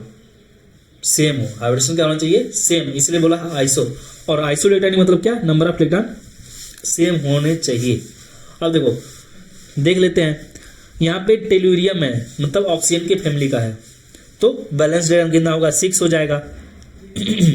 6 2 8, तो इसका हाइब्रिडेशन क्या आ जाएगा? sp3। 6 इसका 8 2 10, इसका हाइब्रिडेशन sp3d। तो ये होगा नहीं, आंसर नहीं होगा। 7 2 9 1 10, sp3d हो जाएगा। इसका भी sp3d। तो ये आइसो स्ट्रक्चर और आइसो इलेक्ट्रॉनिक थोड़ा लग रहे हैं। अभी और देखते हैं। IF3 7 3 10 और 8 2 10, ये भी मिल रहा है, ये भी मिल रहा है। तो बोला है कि, और यहाँ पे देखो ये वाला, तो इसका भी sp3d, इसका भी sp3d, इसका तो sp3d है ही। यहाँ पे देखो 2 2 4 हो गया, मतलब sp, और इसका देखो 8 2 10 sp3d। तो ये वाला नहीं होगा। अब यहाँ पे 2 आंसर लग रहा है। 44 का जो आंसर होना चाहिए यहाँ पे 2 सही लग रहा है, एक ये भी सही लग रहा है, एक ये भी सही लग रहा है, ठीक है ना।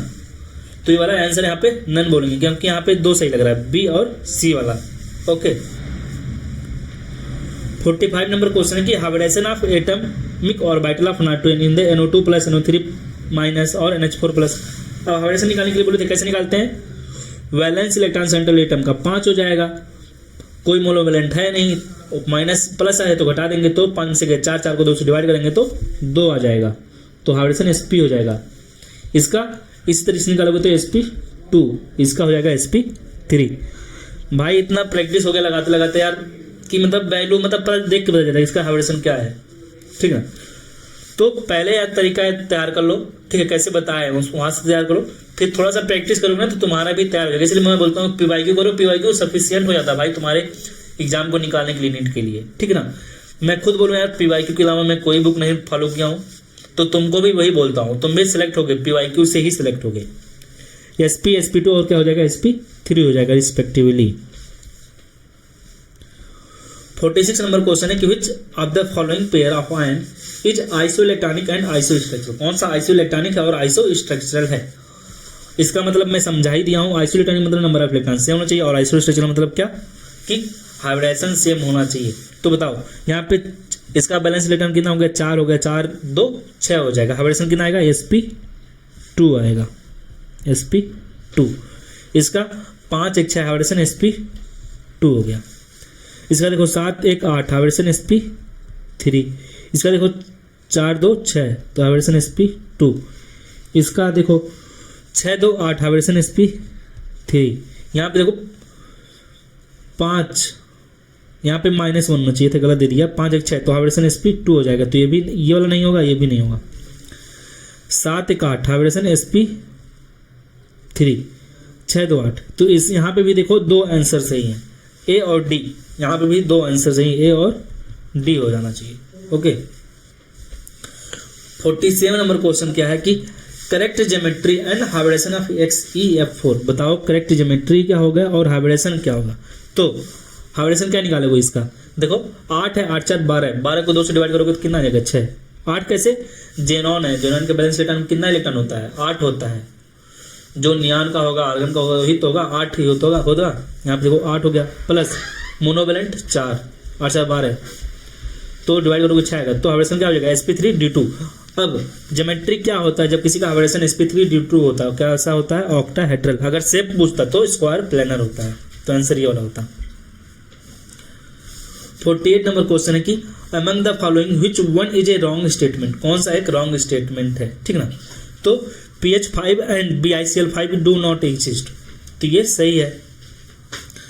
P pi D pi bonds are present in SO2, सही है कि यहाँ पे देखो ऑक्सीजन की वजह से P pi बनता है और सल्फर की वजह से D pi, तो P pi D pi, क्योंकि यहाँ पे देखो यहाँ पे जो ये पाई बॉन्ड बना रहा है तो P pi D pi type का है, ठीक है ना। तो ये भी सही है, ये भी सही है। जबकि CH4 and CH4 have the same shape, गलत बात है। CH4 का जो शेप आएगा, इसका हाइब्रिडेशन क्या आएगा पहले तो निकाल लो। इसका हाइब्रिडेशन 4 4 8 मतलब हाइब्रिडेशन क्या आ जाएगा, sp3 आ जाएगा। और इसका जो हाइब्रिडेशन आएगा वो क्या आएगा, sp3। देखो 6 4 10 sp3d आ जाएगा, ठीक ना। इसका हाइब्रिडेशन क्या आएगा, sp3d आ जाएगा। अब देखो इसका टेट्राहेड्रल है और इसका जो आएगा पाई से पाएगा, अभी बताया था ना कि दो सिलीनियम होंगे, यहाँ पे एक फ्लोरीन, यहाँ पे एक फ्लोरीन, फ्लोरीन फ्लोरीन, और यहाँ पे एक लोन पेयर, ठीक है ना। कुछ इस तरीके से रहेगा। तो ये हमारा आंसर हो जाएगा सी वाला। जबकि I3+ है बेंट ज्योमेट्री, याद कर लेना। I3+ का जो स्ट्रक्चर होता है वो कैसा होता है, बेंट शेप का होता है। याद कर लो, जो I3+ होता है वो बेंट शेप होता है, I3- जो होता है वो लीनियर होता है। इसको याद कर लेना, इससे डायरेक्ट आता है तो तुमको कुछ करना नहीं रहेगा, ठीक, नहीं तो कंफ्यूज हो जाओगे।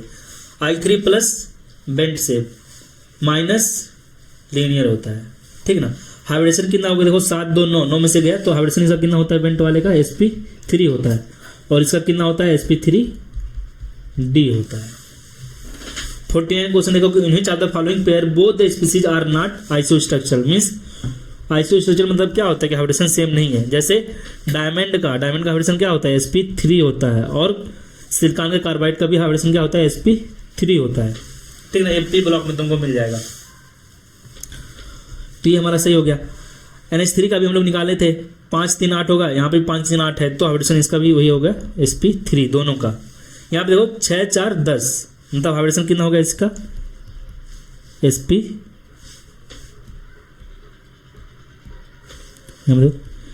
sp3d हो जाएगा क्योंकि 10 है ना, और यहाँ पे 8 है तो इसका sp3 हो जाएगा। तो हमारा आंसर कौन सा हो जाना चाहिए, यही वाला हो जाना चाहिए, यही हमारा आंसर हो जाएगा, ठीक है ना। बाकी देखो यहाँ पे 4 4 8 है, यहाँ पे 5 4 9 गया तो 8, तो हाइड्रोजन सेम हो जाएगा। 50 नंबर क्वेश्चन देखो कि maximum bond angle at nitrogen is present in which of the following, किसमें बॉन्ड एंगल सबसे ज़्यादा होगा। मैक्सिमम बॉन्ड एंगल कितना होता है, 180 होता है, और भी का होता है जब हाइड्रोजन कितना हो, sp हो, जब हाइड्रोजन क्या हो, sp हो। तो यहाँ पे देखो इसका हाइड्रोजन sp आएगा और कोई लोन पेयर नहीं है तो ही हो जाएगा। इसका देखो sp2 आएगा, एक लोन पेयर, इसकी वजह से बॉन्ड एंगल थोड़ा सा और कम हो जाएगा। और sp2 पे तो बॉन्ड एंगल कितना होता है 120, मतलब 120 से भी कम होगा। यहाँ पे देखो बॉन्ड एंगल कितना होगा, तो इसका भी 120 से कम ही होगा, इसका भी 120, क्योंकि सबका इन सब हाइड्रोजन कितना है, sp2 ही है, ठीक है ना। तो हमारा आंसर ए हो जाना चाहिए। 51 क्वेश्चन है कि which one of the following species has planar triangular shape, बताओ कौन सा है जिसमें प्लेनर ट्रायंगुलर शेप है, ठीक है। तो देखो प्लेनर और ट्रायंगुलर है, प्लेनर ट्रायंगुलर मतलब क्या, प्लेनर और ट्रायंगुलर। तो यहाँ पे N3 दिया है ए का, ठीक है, बी बोला है NO3 माइनस। अब देखो हाइब्रिडेशन निकालते हैं, इसका देखो लीनियर होता है, क्योंकि हाइब्रिडेशन क्या आएगा, sp आएगा। यहाँ पे नाइट्रोजन हो गया, ठीक है, ऑक्सीजन ऑक्सीजन, प्लेनर ट्रायंगुलर बोल रहा है, ठीक है। तो हमारा आंसर कौन सा हो जाना चाहिए, ये वाला, ये होगा, क्योंकि इसका हाइब्रिडेशन क्या आएगा, sp3, इसका भी sp3 आएगा, लेकिन इसके पास एक लोन पेयर बच जा रहा है, इसके पास कोई लोन पेयर नहीं है, तो कुछ इस तरीके से स्ट्रक्चर बनेगा।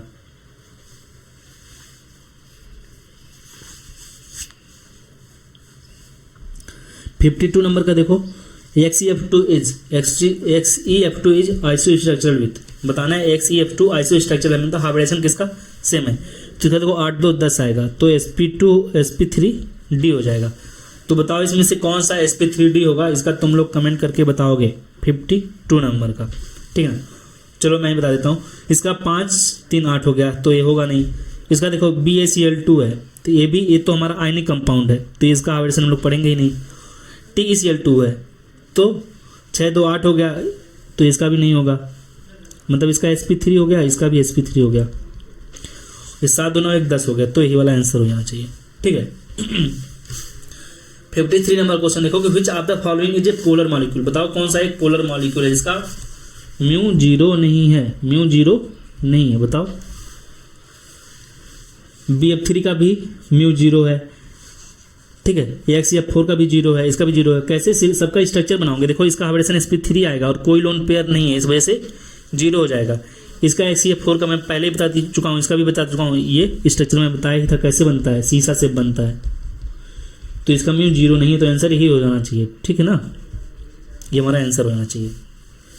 54 नंबर क्वेश्चन देखो, बोला कि outer orbitals of carbon in ethene molecule can be considered to be hybridised to give 3 equivalent sp2 orbitals, the total number of sigma and pi bond in the ethene molecule बताना है।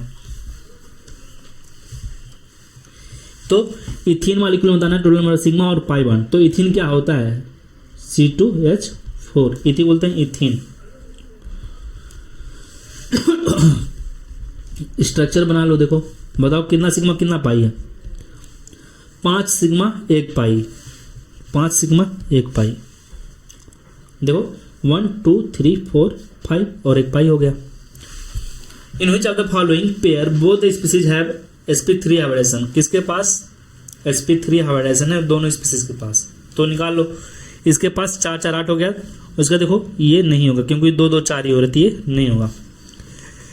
5 3 8 और 6 2 8 इसके पास है, ये नहीं हो सकता। देखो 3 3 6 हो गया, और इसके पास देखो 5 3 8 हो गया, तो ये भी नहीं होगा। इसका देखो 6 2 8 हो गया, और इसका देखो 3 3 6 हो गया, तो ये भी नहीं होगा। तो आंसर हमारा कौन सा होना चाहिए, यही। 56 नंबर क्वेश्चन देखो, which one of the following pair is isostructural, मतलब हाइब्रिडेशन सेम होना चाहिए। तो देखो 3 3 6 हो गया, जबकि 7 3 10 हो गया, तो ये भी नहीं होगा। 6 और 10 समझ रहे हो ना, इसको काटोगे तो क्या आएगा, 3 आएगा, 3 मतलब क्या, हाइब्रिडेशन sp2। इसको 10 को 2 से काटोगे तो 5 आएगा, 5 हाइब्रिडेशन मतलब क्या, sp3 डी, तो ये नहीं होगा। देखो 5 3 8, यहाँ पे 8 है और यहाँ पे देखो जल्दी लगाने का तरीका मैं बता रहा हूँ, इसलिए मैं पूरा डिटेल में नहीं कर रहा हूँ। तुमको 1 2 क्वेश्चन करके बता दिया हूँ, बाकी जल्दी लिख कराऊंगा ना, नहीं तो भाई कई घंटा लग जाएगा केमिकल बॉन्डिंग खत्म करने में। देखो 5 1 6 हो गया, तो हाइब्रिडेशन कितना हो जाएगा sp2, ठीक है ना, मतलब यहाँ पे 6 आ रहा है टोटल, ये भी नहीं होगा। देखो 5 3 8 हो गया, 3 3 6 हो गया, ये भी नहीं होगा। देखो यहाँ पे ये माइनस होना चाहिए थे, गलत दिया है, यहाँ पे हो गया क्योंकि 3 थोक गलत है, ये भी तो नहीं गलत होगा ना, तो कोई आंसर ही नहीं रहेगा। यहाँ पे देखो 3 4 3 7 1 8, यहाँ पे हो गया 5 4 9, 9 में से गया तो 8 हो जाएगा, तो आंसर हमारा 8D हो जाएगा। यहाँ पे क्वेश्चन दिया है कि which of the following ion from the list given below that have the geometry that is explained by the same hybridisation of orbitals, ठीक है, बताना है किसका हाइब्रिडेशन सेम होगा। अब देख चेक कर लो, पहले निकाल लेते हैं। देखो NO2+ का हम लोग बहुत बार निकाल चुके हैं यार, याद हो गया, sp2 होता है, इसका भी sp2 ही होता है, ठीक है। इसका देखो 5 2 8 1 सॉरी 5 2 7 1 8 हो जाएगा, sp3 हो जाएगा, इसका भी sp3 हो जाएगा, ठीक है। अब देखो इसमें किसका बताना है, कार्बन का हाइब्रिडेशन कितना आएगा, तो इसका स्ट्रक्चर से देख लेते हैं। कार्बन हो गया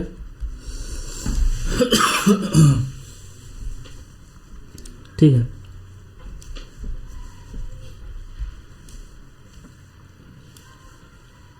और यहाँ पे हमारा सल्फर है, ओके। अब देखो इसका हाइब्रिडेशन sp आ रहा है, ठीक है। अब देखो यहाँ पे हमारा हो गया ये NO2+ और NO2 और NO3 सेम ही है, तो आंसर है ए वाला हो जाना चाहिए। और कहीं हो रहा है NH4, ये होगा नहीं, ये होगा नहीं, ये भी नहीं होगा, तो हमारा पहला वाला सही हो जाएगा। 58 नंबर क्वेश्चन क्या है कि in which of the following pair of molecule the central atom have sp2 hybridisation, बताओ किसमें हाइब्रिडेशन sp2 होगा। इसका हम जानते हैं sp2 होता ही है, इसका sp3 होता है, sp2 हाँ, इसका sp2 होता है। कैसे होता है बहुत बार निकाल के बता चुके हैं, तो आंसर ये वाला हो जाना चाहिए, ठीक है। 59 नंबर क्वेश्चन, अभी देखो बताया था ना कि I3- का ये कैसा होता है, लीनियर होता है, और कैसा हाइब्रिडेशन क्या होता है, sp3 होता है। क्वेश्चन क्या है कि in which of the following species the central atom has the type of hybridisation which is not the same as that present in the others, मतलब सबका हाइब्रिडेशन सेम है, एक का केवल डिफरेंस है। तो इसका बताओ 6 4 10 हाइब्रिडेशन क्या हो जाएगा, sp3d। 5 5 10 hybridisation sp3d। 5 5 10 2 12 hybridisation sp3d2, तो आंसर सी हो जाना चाहिए। 60 नंबर क्वेश्चन है कि unit of the following molecule the central atom does not have sp3 hybridisation, बताओ कौन सा जो हाइब्रिडेशन sp3 नहीं है। इसका देखो sp3 ही है, इसका 6 4 10 है, sp3d हो जाना चाहिए, ये आंसर हो जाएगा। इसका भी sp3 आएगा, देखो 3 4 3 7 1 8 sp3 हो जाएगा। इसका भी sp3 5 4 9 1 घटा तो sp3 हो जाएगा, ओके। बहुत लोगों को हो सकता है कुछ चीज़ें समझ में नहीं आ रहा हो, क्योंकि मैं बहुत जल्दी करा रहा हूँ यार। सबसे पहले तुम लोग अगर इसको हाइब्रिडेशन वाला टॉपिक करने आ रहे हो ना, तो पहले तुम जाना मैं 85 इंपॉर्टेंट टॉपिक कराया हूँ, उसको अच्छे से तैयार कर लेना, तब इस पे आओगे। तो तुमको यार क्वेश्चन कह रहा हूँ ना, जैसे मैं लगा रहा हूँ कि 30 मतलब 10 सेकंड भी नहीं लगा रहा, तो ऐसे ही तुम भी लगाओगे, थोड़ा सा प्रैक्टिस होगा, फिर आज आसानी से लिखना शुरू हो जाएगा, ठीक है। 61 नंबर क्वेश्चन है कि some of the properties of the two species NO3 and H3O3 are described below, which one of them is correct, dissimilar in hybridisation. जैसे देखो इसका sp2 होता है, इसका sp3 होता है, तो बताना कौन सा करेक्ट है। विथ डिफरेंट स्ट्रक्चर, ये सही। Dissimilar in hybridisation of the central atom with different structure, ये सही है कि इनका हाइब्रिडेशन क्या है, डिफरेंट ही है, और स्ट्रक्चर भी डिफरेंट है। कौन सा है ये बताओ, पेयर दिया गया है जिसमें हाइब्रिडेशन क्या है, सेम है। In which of the following ion है central atom of sp2 hybridise, बताओ। इसका भी हम लोग पढ़ के हैं sp2 होता है, इसका कितना sp2 ही होता है, इसका पढ़ के हैं sp3 होता है, इसका sp3 होता है, तो देख लो बताओ कौन सा हो जाएगा, हमारा आंसर सी हो जाना चाहिए। In which of the following pair the two species are isostructural, बताओ कौन सा आइसोस्ट्रक्चरल है। इसका sp2 हाइब्रिडेशन, इसका sp3, इसका कितना होगा sp3 हो जाएगा। इसका कितना होगा, यहाँ पे गलत थोड़ा सा है, इसको सही कर लेना, BF4 होगा। तो 4 3 7 8 sp3 हो जाएगा। तो sp3 यही तो आंसर हो जाएगा बी वाला। बाकी इसका देखो 8 आया तो sp3 हो जाएगा। बोला क्यों चाहिए फॉलोइंग 2 स्पीसीज आर आइसोस्ट्रक्चरल, ये भी तो है हाइब्रिडेशन sp3, इसका भी हाइब्रिडेशन sp3।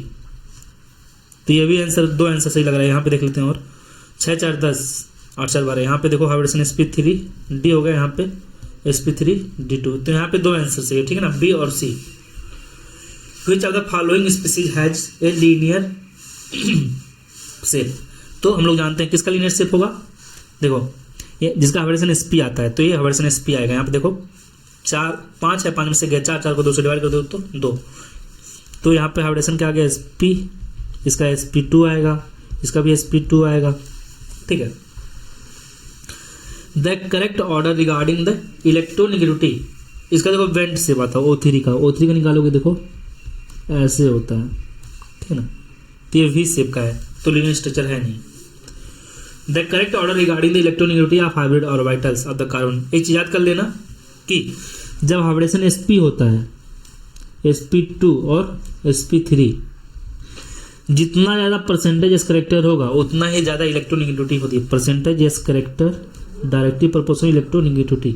तो बताओ एस और पी में दोनों 50% है, तो एस पी करेक्टर सबसे ज़्यादा कहाँ पे होगा, यहाँ पे होगा। यहाँ पे एस पे करेक्टर कितना है 50% है, यहाँ पे कितना है 33% है, यहाँ पे 25% मतलब 1/4 है।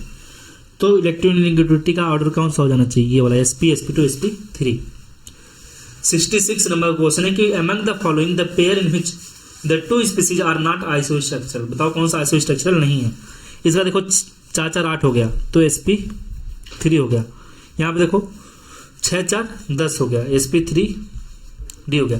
यही हमारा आंसर हो जाएगा। बाकी देखोगे तो सबका हाइब्रिडेशन सेम होगा तो वो आइसोस्ट्रक्चरल हो जाएंगे। ओके आगे बढ़ते हैं।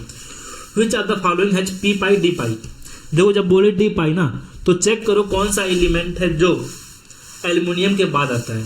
तो देखो यहाँ पे सब में ऑक्सीजन सेम है, यहाँ पे नाइट्रोजन है, सल्फर है, बोरान है, कार्बन है, तो एल्युमिनियम के बाद कौन है सल्फर ही है, तो डी पाई वहाँ पे मिलेगा। क्योंकि वैकेंट डी ऑर्बिटल कहाँ से शुरू हो जाते हैं, एल्युमिनियम के बाद से, ठीक है। तो हमारा ये सल्फर होगा। Which are the following 2 are isostructural, देखो इस टाइप का क्वेश्चन बहुत बार आएगा, आइसोस्ट्रक्चरल, ठीक है ना। तो बताओ आइसोस्ट्रक्चरल मतलब क्या, हाइब्रिडेशन सेम होना चाहिए। हाइब्रिडेशन निकाल लेते हैं, इसका हाइब्रिडेशन क्या आएगा 8 2 10 मीन्स sp3 d। इसका देखो 7 2 1 10, तो आंसर यही हो जाएगा। बाकी चेक कर लेते हैं 5 3 8, ये होगा नहीं। यहाँ पे 8 है, यहाँ पे 6 है, यहाँ पे देखो 6 है, यहाँ पे देखो 8 है, यहाँ पे देखो 10 है और यहाँ पे देखो 12 है, तो होगा नहीं, यही वाला सही है। 69 the bond length between the hybridised carbon atom and other carbon atom is minimum, किसका बॉन्ड जो है और बॉन्ड लेंथ कम होगा। तो देखो प्रोपीन है, मतलब जहाँ पे ट्रिपल बॉन्ड होगा वही तो बॉन्ड लेंथ कम होगा। प्रोपीन प्रोपाइन प्रोपेन ब्यूटेन, तो हम लोग जानते हैं प्रोपेन मतलब क्या सिंगल बॉन्ड, प्रोपीन मतलब डबल बॉन्ड, प्रोपीन मतलब डबल बॉन्ड और प्रोपाइन मतलब ट्रिपल बॉन्ड। तो बॉन्ड अगर ट्रिपल बॉन्ड है तो बॉन्ड लेंथ क्या हो जाएगा, मिनिमम बताना तो ही मिनिमम है यहाँ पे। लास्ट क्वेश्चन है यार, ठीक है ना, 70 नंबर क्वेश्चन। इसके बाद हम लोग नेक्स्ट वीडियो में करेंगे क्योंकि जो टोटल क्वेश्चन है केमिकल बॉन्डिंग का 120 से भी ज़्यादा है, ठीक है ना। तो अभी हम लोग 70 क्वेश्चन करते हैं, नेक्स्ट वीडियो में बाकी जो क्वेश्चंस बचे हैं उसको मैं करा दूंगा, ठीक है। तो PYQ जो हमारा केमिकल बॉन्डिंग का तैयार हो जाएगा, ठीक है। तो लास्ट क्वेश्चन क्या है कि which are the following has the sp2 hybridisation, और sp2 पूछा है तो 2 2 4 हाइब्रिडेशन क्या आ जाएगा, 4 आ रहा है मतलब हाइब्रिडेशन क्या आ जाएगा sp आ जाएगा, क्योंकि 4 को डिवाइड करोगे 2 से तो 2 आएगा। इसी तरह इसका देखो हाइब्रिडेशन sp आ जाएगा, यहाँ पे देखो हाइब्रिडेशन क्या आ जाएगा sp3, यहाँ पे आएगा sp2। कैसे बोला था ना कि जब sigma total number sigma carbon के बीच में कितना है 4 सिग्मा है तो हाइब्रिडेशन sp3, 3 सिग्मा है तो sp2, 2 तो sp। चेक करोगे तो ऐसा आ जाएगा। देखो यहाँ पे CH2 है, मतलब इसका स्ट्रक्चर बनाओ तो एक कार्बन के पास में देखो कितना सिग्मा है, 1 सिग्मा यहाँ पे है, 2 सिग्मा 3 सिग्मा, 3 सिग्मा है तो हाइब्रिडेशन sp2, तो हमारा आंसर डी वाला है, ठीक है। तो यार अभी क्वेश्चंस केमिकल बॉन्डिंग के बचे हुए हैं, ठीक है, अभी 70 तक ही कराए हैं अभी, मतलब 120 क्वेश्चन टोटल है, ठीक ना, या इससे थोड़ा सा 4-5 क्वेश्चन ज़्यादा है, तो सब मिला के हमारा क्वेश्चन केमिकल बॉन्डिंग का हो जाएगा। पीवाईक्यू सफिशिएंट होता है, थोड़ा एनसीईआरटी इंटेक्स क्वेश्चन लगा लो इस बार, मतलब डायरेक्ट इनडायरेक्ट मिला के सब टोटल 15 क्वेश्चन है, तो उसको कर लो, ठीक है ना। और एनसीईआरटी पढ़ ही रहे होगे तुम लोग, तो एनसीईआरटी में जो थ्योरेटिकल चीज़ें हैं बस उससे पढ़ो, ठीक है ना। कॉन्सेप्ट वाली चीज़ें थोड़ी एनसीईआरटी से पढ़ोगे, थ्योरेटिकल चीज़ें पढ़ो, ठीक है। तो बस इतना कर लो, बहुत अच्छे से तुम्हारा तैयार हो जाएगा, 150 से ज़्यादा मार्क्स पाओगे, ठीक है ना, बस विश्वास करो। तो यार हमारे क्वेश्चन थे इतना, बाकी और क्वेश्चन मैं नेक्स्ट वीडियो में करा दूंगा, ठीक है।